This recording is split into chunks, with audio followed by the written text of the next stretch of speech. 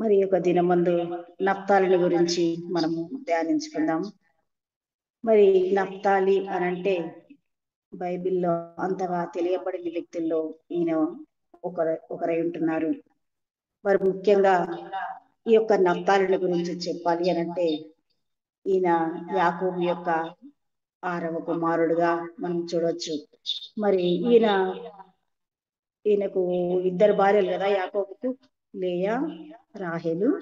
మరి లేయాకు 4 సంతానం కలిగించబడ్డ మరి రాహేలుకు సంతానం కలగకపోవటం వలన ఆనాటి ఆచార సాంప్రదాయాల ప్రకారం మరి బిల్హా అని ఒక దాసిని మరి బిల్హాని మరి ఇవ్వడం వలన మరి ఆమె ద్వారా అతనికి దాను అనే ఒక కుమారుడు, అనంతరం ఈ యొక్క నప్తాలి జన్మించారు. అంటే మనం ఇక్కడ యాకోబుకును మరి బిల్హాకు కలిగిన సంతానంగా నప్తాలిని మనము చూడొచ్చు. అయితే ఈ యొక్క నప్తాలి పుట్టినప్పుడు రాహేలు ఆయనకు అంటే వీళ్ళు ప్రతిసారి కూడా పిల్లలు పుడతా ఉన్నప్పుడు మరి యూదా పుట్టినప్పుడు యెహోవాకు స్తుతి అని, జబులోనికి పుట్టినప్పుడు ఆయన నివాసము అనేసి ఇట్లా ఒక్కొక్కరు పుట్టినప్పుడు ఒక్కొక్క పేరుని ఇస్తా పోయిండ్రు. అదొక ఆశీర్వాదకారకంగా కూడా అయిపోయింది వాళ్ళకు. ఇట్లా 12 మంది పుట్టినప్పుడు ఈ యొక్క 12 మంది సంతానం వీళ్ళకి కలిగారు. అనంతరం ఈ 12 మందికి కూడా మరి ఆ రకంగా పేర్లని వాళ్ళు పెడుతూ పోయిండ్రు. మరి ఇక్కడ మనము 12 మంది వారి యొక్క సంతానాన్ని డిస్ప్లే చేయడం చూస్తున్నాం కదా. మరి అదే రకంగా వాళ్ళకి అర్థాలు కూడా ఉన్నాయి అన్నమాట. మరి ఇక్కడ నప్తాలిని గమనించినట్లయితే ఈ యొక్క నప్తాలి పుట్టినప్పుడు అతనికి వాళ్ళ మళ్ళీ రాహేల్ పెట్టిన పేరు ఏంటంటే పోరాటం అని అర్థం వచ్చినట్టుగా పెట్టింది. మరి ఆదికాండము 30వ అధ్యాయము 8వ వచనంలో గమనించినట్లయితే దేవుని కృప విషయమై నా అక్కతో పోరాడి గెలిచింది అనుకుని అతనికి నప్తాలి అను పేరు పెట్టెను.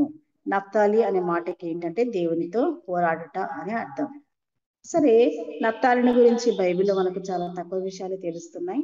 మరి రెండవదిగా ఈయనని మరి అంటే 400 సంవత్సరాల తర్వాత సారీ ఈ 49వ అధ్యాయం 21వ వచనంలో గమనించినట్లయితే ఈ యాకోబు కూడా ఈయనను దీవిస్తాడు. అంటే ఒకనొక సందర్భంలో మరి ఆయన మరణానికి సమీపిస్తున్నప్పుడు పిల్లలందరినీ పిలిచి కుమారులందరినీ ఆయన ఆశీర్వదించాడు.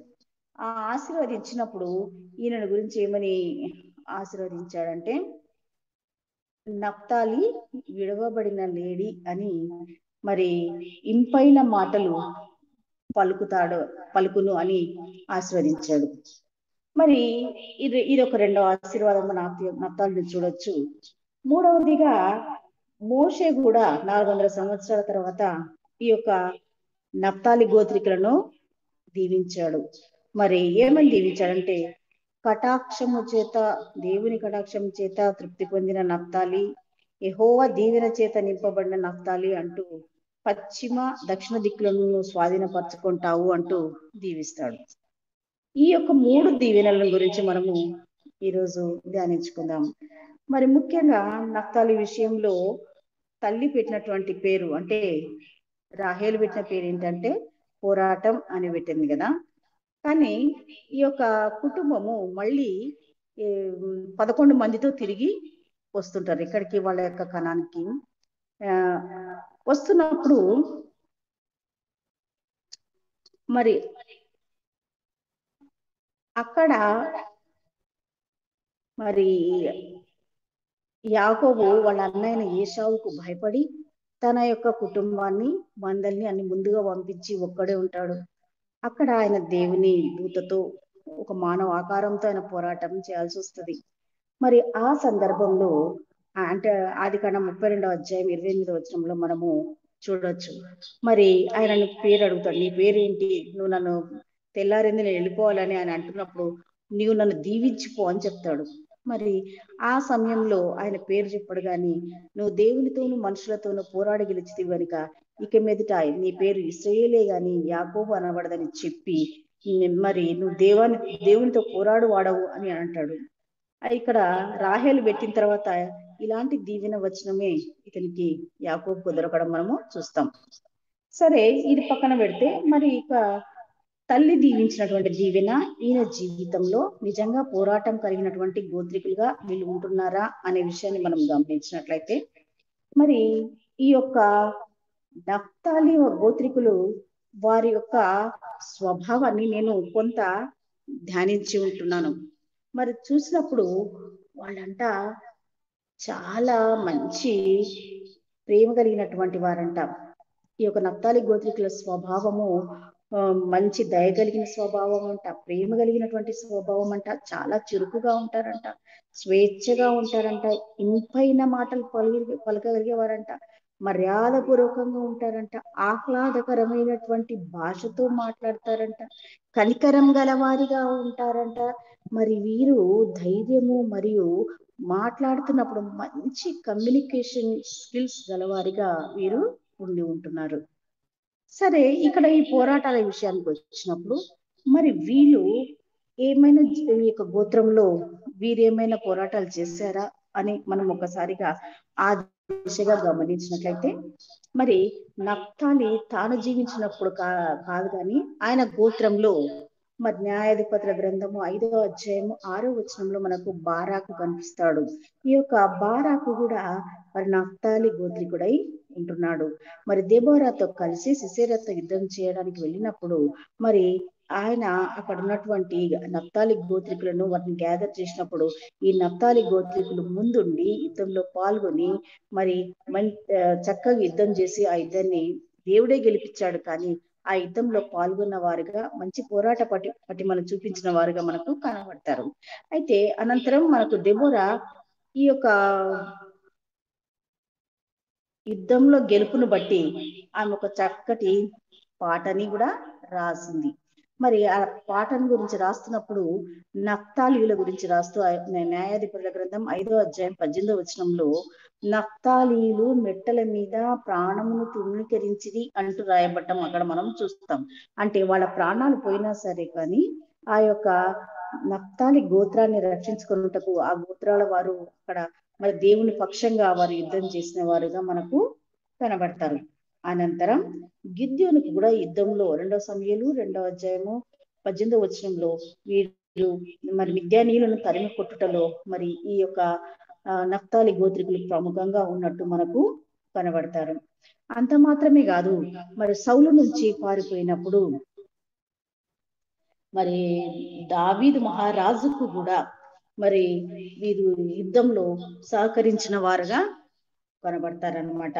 అంటే మరి అంత మాత్రమే కాదు కానీ మనం ఒకసారి గమనించినట్లయితే వీళ్ళు అందరి గోత్రికుల కంటే కూడా మరి ముఖ్యంగా మరి మనం గమనించినట్లయితే మొదటి దినవృత్తాంతంలో 12వ అధ్యాయము 34వ వచనంలో చూసినట్లయితే, మొదటి దినవృత్తాంతంలో 12వ అధ్యాయము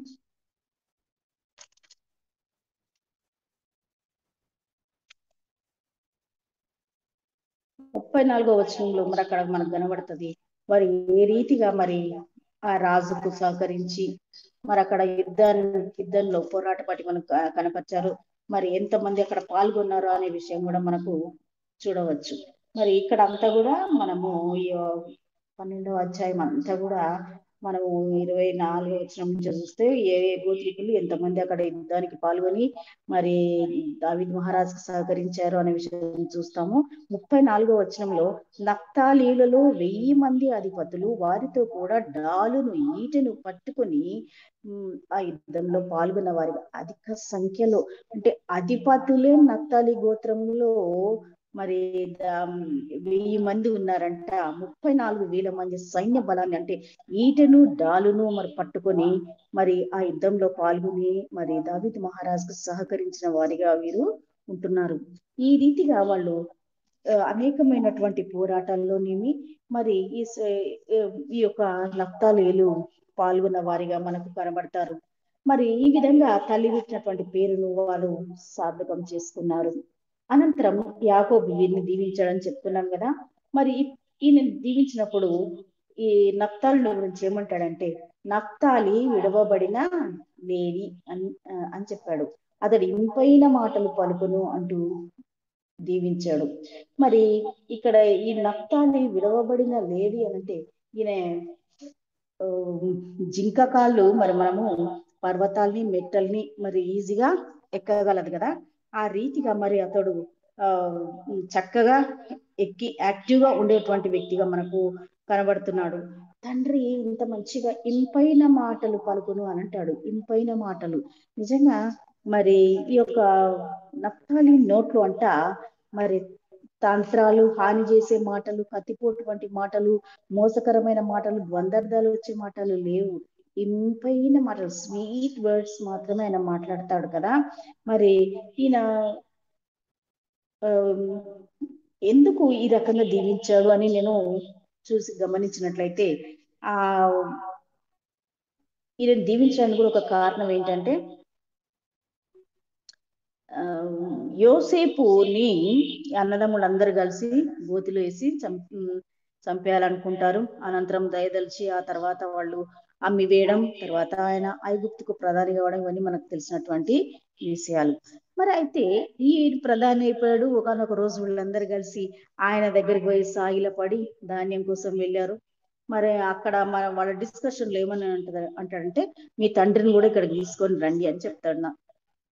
ఆ సమయంలో వీళ్ళు ఆ తండ్రికి యోసేపు బతికున్నాడనే విషయాన్ని ఏ రకంగా కమ్యూనికేట్ చేయాలనో అన్నదమ్ములకు అందరికీ కన్ఫ్యూజన్ ఉంటది.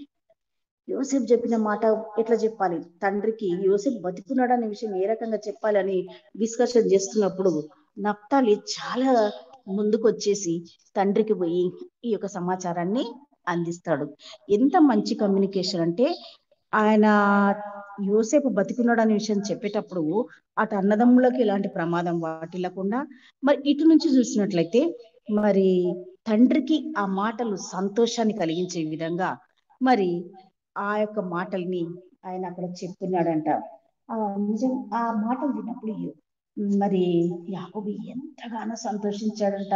తన కుమారుడు బతికున్నాడనే విషయం చెప్పడంతో మరి యోసేపు జీవించున్నాడన్న విషయం విన్నప్పుడు మరి ఆయన ఎంతగానో ఆనందించిన వాడుగా ఉన్నాడంట. మరి ఈయన తండ్రి మరి దీవించినప్పుడు ఎందుకు దీవించాడంటే, ఈయనని ఇంపైన మాటలు, ఆ మాటలు ఆయనకు ఒక కుమారుడు బతుకున్నాడనే విషయం చెప్పడంతో మరి యాకోబు ఎంతగానో ఆనందించాడు. కాబట్టి ఈ యొక్క నఫ్తాలిని ఆ రీతిగా ఆయన ఆశీర్వదించాడు. మరి ఈ యొక్క నఫ్తాలి చాలా బాగా మంచి కమ్యూనికేషన్ స్కిల్స్ ఉన్న వాళ్ళు ఈ యొక్క నఫ్తాలి గోత్రికులు ఇందాక నేను చెప్పాను కదా. మరి ఒకనొక సమయంలో మరి మోషే కాలంలో అన్నమాట, మనం ఇప్పుడు నేను చెప్పే విషయము, ఈ యొక్క ఇశ్రాయేలీయులందరూ కానానులకు ప్రవేశించిన తర్వాత అక్కడ ఒక 2 దిమ్మలు ఏర్పాటు చేసేసి మరి అక్కడ ఆశీర్వాదాలు ఇవ్వటానికి ఏమో ఒక ఒక ఒక ఒక ప్రాంతాన్ని, తర్వాత శాపవచనాలు పలకటానికి ఒక ప్రాంతాన్ని, అంటే మనం శాపవచనాలు పలకడానికి ఏమో ఏబాలు కొండను, ద్వితీయోపదేశ ఖండం 27వ అధ్యాయం 13వ వచనంలో మనం ఇది చూస్తామన్నమాట. దీవెన వచనాలు పలకటానికి గిరాజిము అనే ప్రాంతాన్ని వీళ్ళకు ఏర్పాటు చేశారు. సరే, ఈ యొక్క గోత్రికులు పోయి ఆ దీవెన వచనం శాపవచనాలు పలకాలి. మరి ఈ శాపవచనాలు పలకాలి అన్నప్పుడు నఫ్తాలికి ఆ శాపవచనాలు పలికేటువంటి నఫ్తాలి గోత్రికులకు వచ్చింటది అనమాట. మరి తండ్రి ఏమని దీవించాడంటే, ఇంపైన మాటలు పలుకువాడు అంటున్నాడు.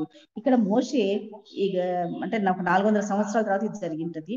మరి ఇక్కడికి వచ్చేసరికి మేము ఈ శాపవచనాలు పలకటానికి ఏబాలు కొండ మీద నఫ్తాలికి వచ్చింది. మరి ఒకసారి మనము ద్వితీయోపదేశ కాండము 27వ అధ్యాయము 13వ వచనాన్ని మనం గమనించినట్లయితే, మరి ఇవి కఠినమైన మాటలు కదా, ఎంతగా చెప్పాల్సినటువంటి మాటలు. ఈ మాటలు వాళ్ళు స్వీట్ గా మాట్లాడతారని మనం చెప్పుకున్నాం. ఇక్కడ నేను కఠినమైన మాటలు మాట్లాడాల్సి వచ్చినప్పుడు కూడా నఫ్తాలి గోత్రులు చక్కగా మాటల్ని కఠినంగానే చెప్పారు. మరి ఎందుకు అట్లా చెప్పాల్సి వచ్చిందంటే, ఈ యొక్క శాపాలు పలకాల్సినటువంటి ఏబాలు కొండ ఉంది కదా, ఇది నప్తాలి గోత్రంలో మరి ఆనాడు విభజించబడినటువంటి ల్యాండ్ డివిజన్ లో మోషే విభజన చేశాడు కదా, ఆ సమయంలో ఈ యొక్క నప్తాలి గోత్రానికి వచ్చి ఉంటుందన్నమాట. కాబట్టి ఆ ప్రాంతంలో ఉండి వీళ్ళు ఆ శాపవచనాలు పలికారు. మరి అవి ఎంత కఠినమైన మాటలు అంటే ఒక్కసారిగా ఒకటి రెండు మాత్రమే నేను చదివి మీకు వినిపిస్తాను. ఈ యొక్క మనం 27వ అధ్యాయంలో తన తండ్రినైనను తన తల్లినైనను నిర్లక్ష్యం చేయువాడు శాపగ్రస్తులని చెప్పగా ప్రజలందరూ ఆమెన్ అనవలెను. మరి ఇంకొక చూసినట్టయితే 17వ వచనంలో తన పొరుగు వాని సరిహద్దు రాని తీసివేయవాడు శాపగ్రస్తులు అని చెప్పగా ఆమెన్ అనాలి. మరి అదే రకంగా ఇక్కడ అన్ని తప్పులు చేసిన వాళ్లకు మరి ఈ యొక్క శాపవచనాలు పలకాలి. మరి వీళ్ళు ఎంత బాగా చెప్పారంటే ఆ మాటలు పలకడంతో విన్నవాళ్ళు వాటి నుంచి తప్పింపబడి ఇంకోసారి ఆ తప్పు చేయకూడదు అన్నటువంటి మంచి కమ్యూనికేషన్ స్కిల్స్ ఉన్న వాళ్ళని మనం మాట్లాడుకున్నాం కదా, వీళ్ళు ఆ రకంగా వీళ్ళు చెప్పారంట.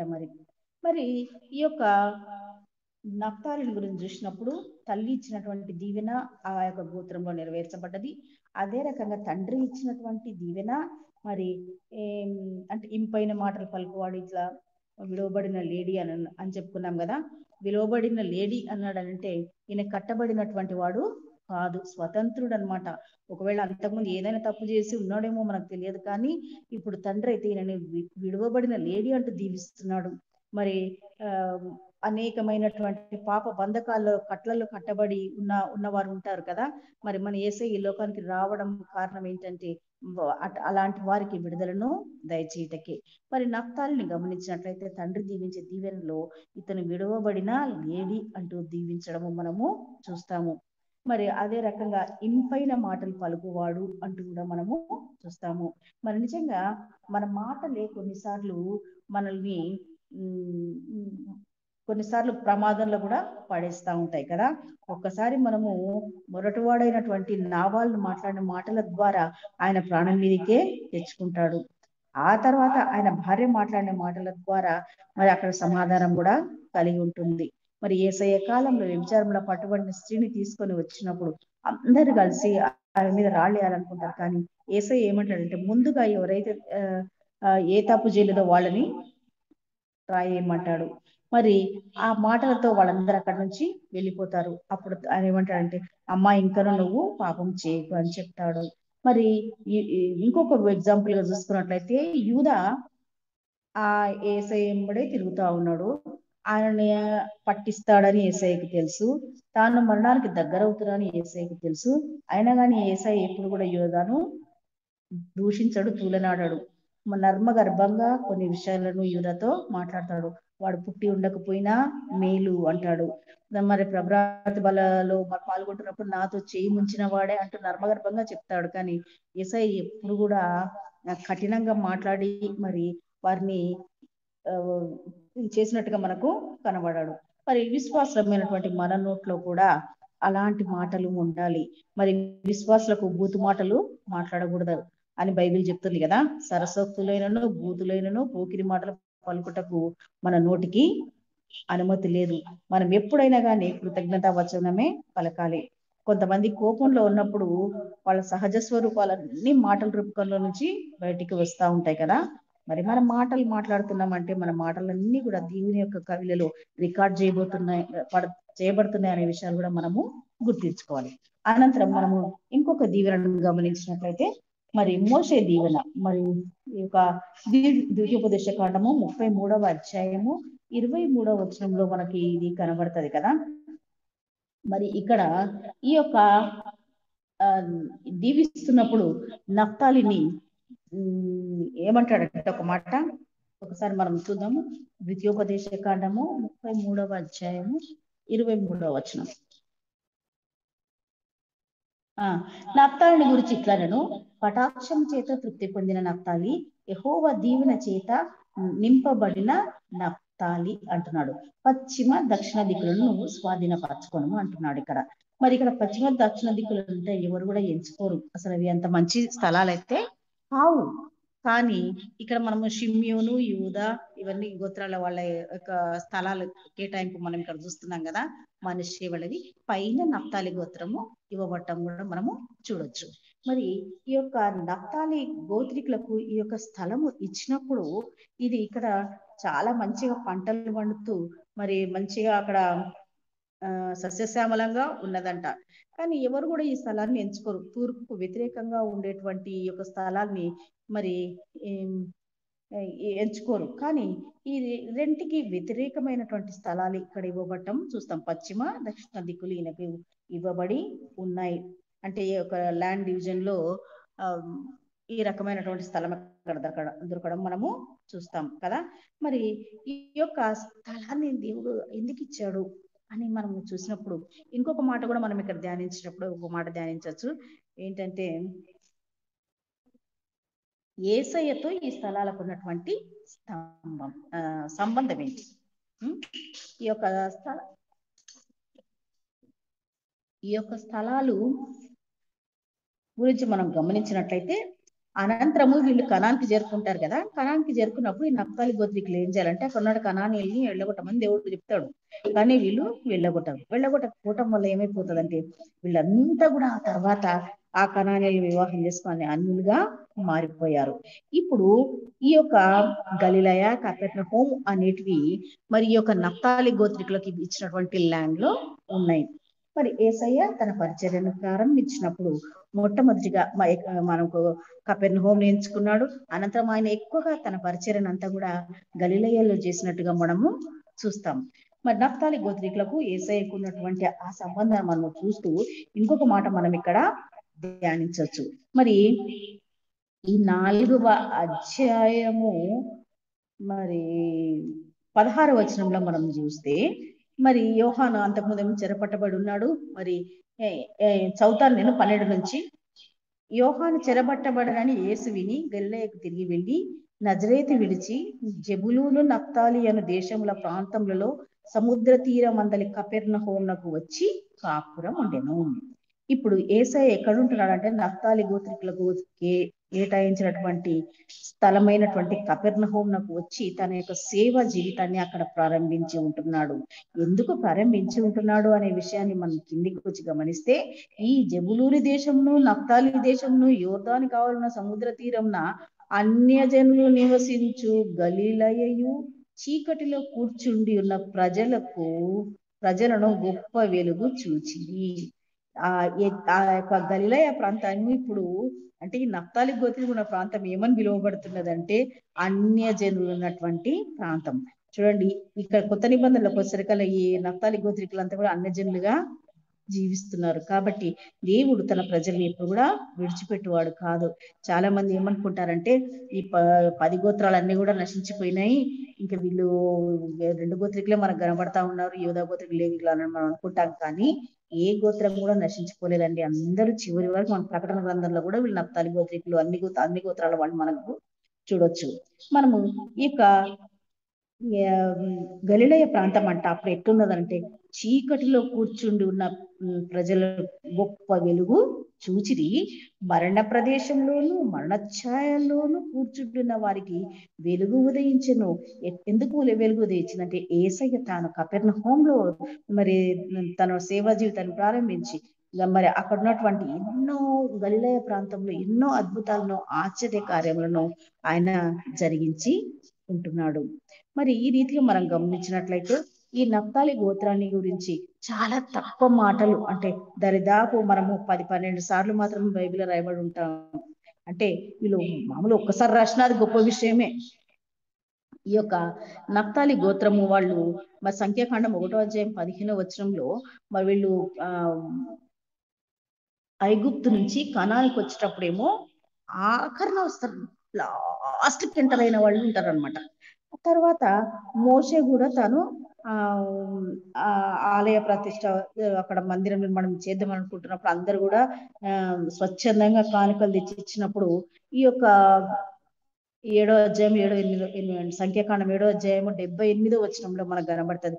అర్పణలు తెచ్చినప్పుడు కూడా చివరిగా ఉన్నారు. కానీ యుద్ధ విషయంలో పోరాటాల్లో వచ్చినప్పుడు మంచి నిర్ణయాలు తీసుకోవడంలో వీళ్ళు ముందు ఉన్నటువంటి వారుగా కనబడతారు.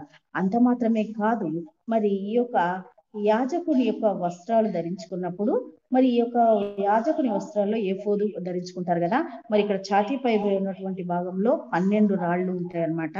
ఆ 12 రాళ్లలో కూడా ఒక్కొక్క రాయికి ఒక్కొక్క పేరు మనకు ఇవ్వబడి ఉండటం చూడొచ్చు మనం.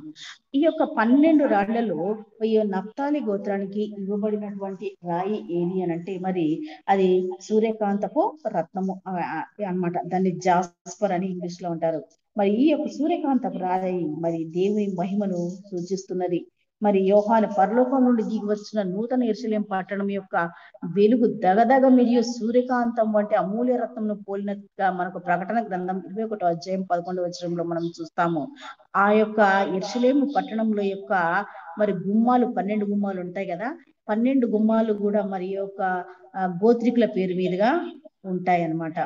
మరి గమనించినట్లయితే ఈ రీతిగా ప్రకటన గ్రంథంలో కూడా నఫ్తాలిని గురించి మనము చూడొచ్చు. ప్రకటన గ్రంథము 21వ అధ్యాయం 11వ వచనాన్ని చూద్దాం ఒకసారి. 21వ వచనము 11వ వచనంలో,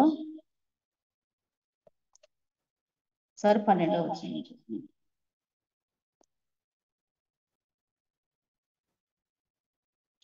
21 కాదు 21:12లో, దాని యందలి వెలుగు దగదగ మెరియు సూర్యకాంతం వంటి అమూల్య రక్తమును పోలి ఉన్నది. ఆ పట్టణంకు ఎత్తైన గొప్ప ప్రాకారమును 12 గుమ్మములు ఉండెను. ఆ గుమ్మముల యొద్ద 12 దేవదూతలు ఉండ్రి. ఇశ్రాయేలీయుల 12 గోత్రముల నామము ఆ గుమ్మముల మీద రాయబడి ఉన్నది. 18వ వచనంలోకి వచ్చేసరికల్లా, ఆ పట్టణపు ప్రాకారము సూర్యకాంతములతో కట్టబడెను. మరి 19వ వచనంలో చూస్తే చివరిలో, మొదట పునాది సూర్యకాంతపు రాయితో వేయబడి ఉన్నది. ఈ సూర్యకాంతపు రాయి అంటే ఇది నఫ్తాలి గోత్రికులకు మరియు సూచిస్తూ ఉన్నది. మరి యొక్క దినమందు మరి నఫ్తాలిని గురించి ధ్యానించుకుంటకు దేవుడు చూపిన కృపకై మరి దేవునికి వందనాలు చెల్లిస్తున్నాను. మరి నఫ్తాలిని దేవుడు ఆశీర్వదించిన విధంగా, మరి నఫ్తాలి గోత్రి ద్వారా మనం నేర్చుకోవాల్సినటువంటి ఆత్మీయ సత్యాలు ఏంటంటే, ఆ గోత్రికులు మరి మంచి పోరాటాలు చేసిన వారుగా ఉన్నారు. మరి ఈరోజు మనం పోరాటాలు చేయాల్సిన అవసరం లేదు, కానీ ఇప్పుడు అంధకార సంబంధులకు లోకనాథులతో మరి ఆకాశ మండలం ఉన్నటువంటి దురాత్మ సమూహంతో మనము ధైర్యంగా మన నఫ్తాలి గోత్రికుల పోరాటకు సిద్ధంగా ఉందాం. అనంతరం రెండవదిగా గమనించినట్లయితే, నఫ్తాలి విడవబడిన లేడీ అంటూ మరి యాకోబు దీవించి ఉన్నాడు కదా. మరి జీవిత యాత్రలో కలుగు శ్రమలు నుండి మనందరం కూడా అనేకమైనటువంటి ముళ్ళ పొదలను తప్పించుకొని సాతాను యొక్క ఊర్లోకి చిక్కుకొనక దేవునికి దగ్గరగా జీవించుదాం. మరి నఫ్తాలి గోత్రికులు మరి మృదువైన మాటలు, ఇంపైన మాటలు మాట్లాడతారంటే యాకోబు దీవించాడు. మరి పరిశుద్ధాత్మ అగ్నిచే కాల్చబడిన పెదవులు గలవారై మాటల్లో కూడా మనము నఫ్తాలి గోత్రికుల వలె మాదిరిగా ఉందాము. మరి చివరిగా చూసినట్లయితే, నఫ్తాలి కృపనందు వాడుగా మోషే దీవించాడు. మరి దేవుని కరుణ కటాక్షం చేత తృప్తి పొందిన వాడుగా కూడా నఫ్తాలి కనబడతాడు. యెహోవా దీవెన చేత నింపబడిన వారంగాను మనము ఉందాము. అట్టి కృపను దేవుడు మనకు దయచేయునుగాక.